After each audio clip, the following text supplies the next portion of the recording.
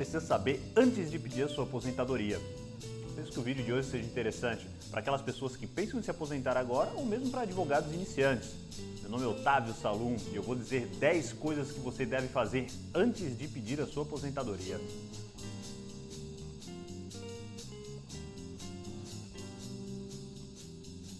A primeira coisa que você tem que ter em mãos é a sua carteira de trabalho. Se você tiver mais de uma carteira de trabalho, você tem que ter todas as suas carteiras de trabalho em mãos.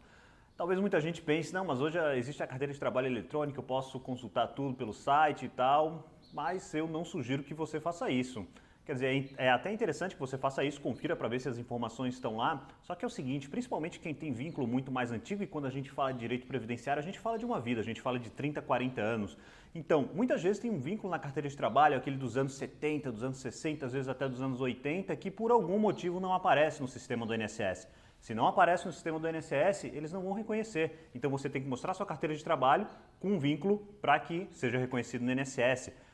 A segunda coisa que você tem que verificar, para aquelas pessoas que já pagaram a GPS, a Guia da Previdência Social, que é aquela guia alaranjada, hoje em dia muita gente já paga pelo site, pela internet, só que ainda existem aquelas guias alaranjadas, que a pessoa paga todo mês para o autônomo, para o facultativo, para o empregado, para a pessoa do lar, enfim, são vários tipos de modalidade.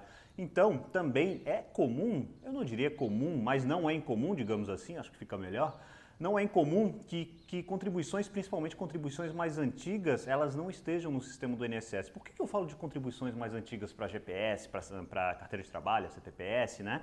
Porque na época o sistema não era informatizado, então muitas vezes a pessoa pagava e por algum motivo essa contribuição não chegava nos cofres do INSS. Existem também, no caso ainda já voltando para a carteira de trabalho, às vezes as empresas não faziam as contribuições, enfim, era mais difícil para o INSS fiscalizar. Então tenha também, caso alguma vez você tenha contribuído em GPS, tem essa GPS, lembrando que para as empresas, hoje em dia as empresas contribuem já de outra forma, mas antigamente as empresas também contribuíam em GPS, então para você que é empresário, corra atrás de toda essa documentação para verificar, ver se elas estão no sistema do INSS. Terceira coisa que você deve fazer antes de pedir a sua aposentadoria é verificar se suas contribuições elas não estão a menor. Como é que você pode fazer isso? Tem o site da Caixa Econômica, você consegue ver suas contribuições, tem o Meu INSS, para quem não sabe o que é Meu INSS, não sabe mexer, vai aparecer um link aqui em cima onde tem um vídeo que eu explico como acessar o Meu INSS. Para que você vai acessar o Meu INSS nesse caso?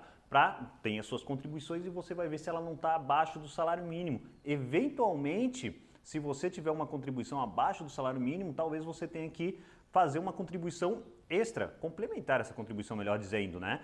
Então você vai complementar essa contribuição para que ela passe a valer.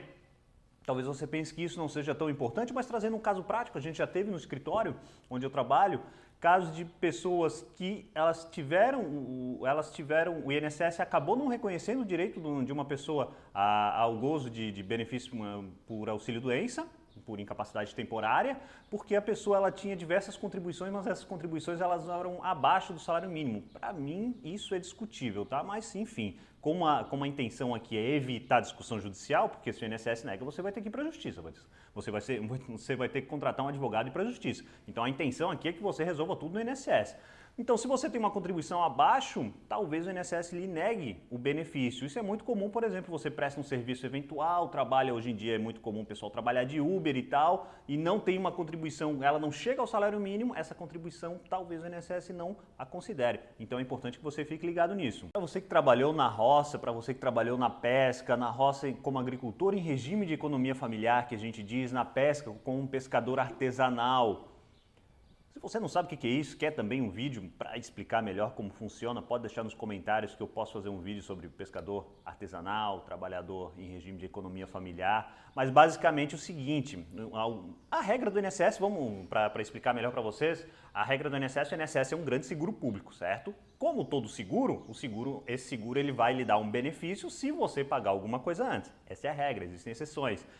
Eu falo justamente dessas exceções agora. Se você trabalhou como agricultor em regime de economia familiar, ou seja, ali para sua família e tal, não, era um grande agricultor e se você era pescador também artesanal, então talvez você consiga reconhecer esse tempo mesmo sem contribuição.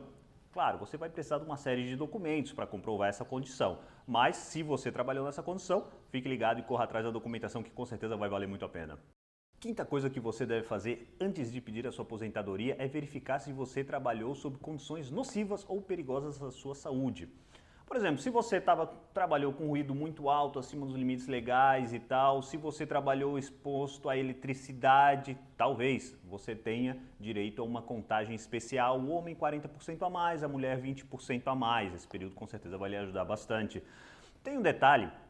Muitas vezes o pessoal fala, poxa, Otávio, mas está na minha carteira, está nos meus contra-cheques que eu recebi insalubridade, que eu recebi periculosidade. Isso automaticamente vai contar a mais, vai contar para essa aposentadoria especial, né, para quem exerceu essa atividade especial? E não, para mim isso é ridículo. Que existe uma regra para a Justiça do Trabalho, para o Direito do Trabalho, para as empresas e outra regra para o INSS. O que, de acordo com a nossa lei, e essa é a lei, não há o que fazer. De acordo com a lei é o seguinte, talvez você esteja para a empresa exposto a uma atividade nociva que faça mal para a sua saúde, a empresa vai estar pagando adicional de insalubridade para vocês, talvez esteja pagando mais imposto, só que para o INSS essa atividade por algum motivo não faz mal para a sua saúde, então ela faz mal para a sua saúde e para a empresa, mas não faz para o INSS. Parece estranho e é estranho, mas é assim que funciona, tá? Mas de qualquer maneira, se você desconfia que trabalhou numa atividade nociva, ruído muito alto, enfim, existe uma série de atividades que não dá para listar aqui, você deve pedir a documentação necessária. A documentação necessária que eu falo é documentação técnica, tem um formulário que chama o PPP, o Perfil Profissiográfico Previdenciário, também tem a LTCAT, que é um laudo técnico, e daí tem esses documentos que você pode pedir para comprovar que você exerceu essa atividade nociva. O sexto ponto que a gente tem que verificar é para você que é ou foi servidor público, seja municipal, estadual ou federal, é a certidão de tempo de contribuição, a CTC, como a abreviação dela. Então, para você que trabalhou no município, seja no estado, seja como servidor federal, e você quer pegar esse tempo e trazer para o INSS, o que você tem que fazer? Você tem que pedir uma certidão lá no órgão que você trabalhou ou trabalha, levar essa certidão, eles vão preencher bonitinho e tal, e você leva essa certidão para o INSS. O INSS vendo essa certidão, vai averbar o período e vai reconhecer esse período, seja para você utilizar como aposentadoria, como auxílio-doença ou qualquer benefício que você queira pedir. Só que tem um detalhe, esse período que você pega do regime próprio do estado, do município, e você traz para o INSS, que é o regime geral, você não pode depois utilizar no outro regime novamente. Ou seja, eu vou explicar para ficar melhor. Você não pode pegar, por exemplo, se você trabalhou junto ao município do Rio de Janeiro, você não pode pegar uma CTC no período que você trabalhou no Rio, trazer para o regime geral, que é o INSS, e depois aproveitar esse mesmo período para se aposentar, porque pode ter duas aposentadorias no Rio de Janeiro. Isso você não pode fazer. Uma vez que traz esse período para o INSS, já era, não pode mais aproveitar de outra forma.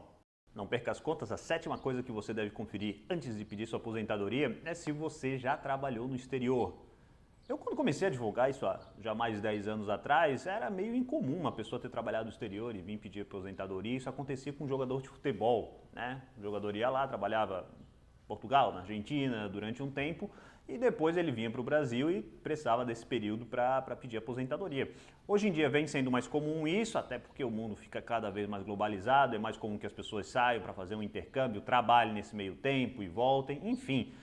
Se você trabalhou no exterior e esse país que você trabalhou tem um acordo previdenciário com o Brasil, como o Luxemburgo, como a Alemanha, como a França, inclusive já fiz vídeo sobre isso, então você pode trazer esse tempo de fora para cá. Se você trabalhou num país que não tem acordo com o Brasil, por exemplo, a Rússia, então esse período não vai servir de nada para sua aposentadoria, tá? Agora, para você saber se o Brasil tem ou não acordo com esses países, aí você tem que consultar no site do INSS, nos sites oficiais do governo ou procurar um profissional da sua confiança. Você deve também verificar seus dados junto ao INSS, tudo eletronicamente, tá, pessoal? Eu já falei um pouco disso no início, né? Tem o meu INSS, que você pode acessar, ver suas informações, suas contribuições, isso é muito importante, mas você também tem que conferir os seus dados cadastrais. Endereço, telefone, e-mail, porque é o seguinte, o INSS daqui a pouco você faz um pedido, aí o INSS quer entrar em contato com você está com um endereço desatualizado, com um telefone desatualizado, seu benefício vai acontecer o quê? Vai ser indeferido, é óbvio, né? Porque às vezes o INSS quer pedir algum documento que você não juntou, quer entrar em contato, então, assim, parece ser pouco, mas muitas vezes as pessoas têm benefícios indeferidos por causa disso. Então, antes de fazer um pedido, confira os dados, atualize seus dados. Se você trabalhou como professor ou como aluno aprendiz, você também pode ter uma contagem diferenciada. O professor ele tem regras próprias, tá? Ele pode se aposentar um pouquinho antes, já antes da reforma da Previdência e mesmo depois da reforma da Previdência existem peculiaridades para o professor. Se você quer que eu faça um vídeo também sobre isso, fala para mim que a gente dá uma olhadinha, tá? Professor em sala de aula, normalmente, cuidado, que professor, muitas vezes, o professor ele trabalha junto a municípios, junto ao estado e depois quer se aposentar junto ao INSS. Então, não esquece daquela dica que eu falei da CTC, tá certo? Para aluno aprendiz, basicamente, é o seguinte, são alunos, às vezes, que estudaram, melhor dizendo, em escolas técnicas, só que ao mesmo tempo eles trabalhavam, digamos assim, e eles não recebiam essa contraprestação em dinheiro, em pecúnia, mas eles recebiam essa contraprestação em alimentação, em material escolar, em alojamento, etc. Então, talvez esse período possa contar para a sua aposentadoria. A 10ª e última coisa que você tem que fazer antes de pedir a sua aposentadoria é curtir o vídeo e compartilhá-lo. Você já pensou se você deixa, por exemplo, de compartilhar esse vídeo com um parente seu que está perto de se aposentar e esse parente eventualmente não junta a carteira de trabalho original porque pensou, não, está tudo no sistema do INSS, está tudo certo e por causa disso vai lá e não se aposenta. Certamente você vai arrumar uma briga de família dentro de casa, hein? Então, pessoal, quanto à documentação, eu repito para vocês, sugiro que vocês, sempre que tenham a documentação principalmente mais antiga, corram já atrás dessa documentação. Não deixem para a última hora, porque vocês vão sair prejudicados quanto a isso, tá certo? Essa é a dica final que eu dou. Eu espero que vocês tenham gostado do tema. Se tiver alguma sugestão, deixe nos comentários, tá certo? E a gente se vê no próximo vídeo. Um grande abraço. Tchau, tchau.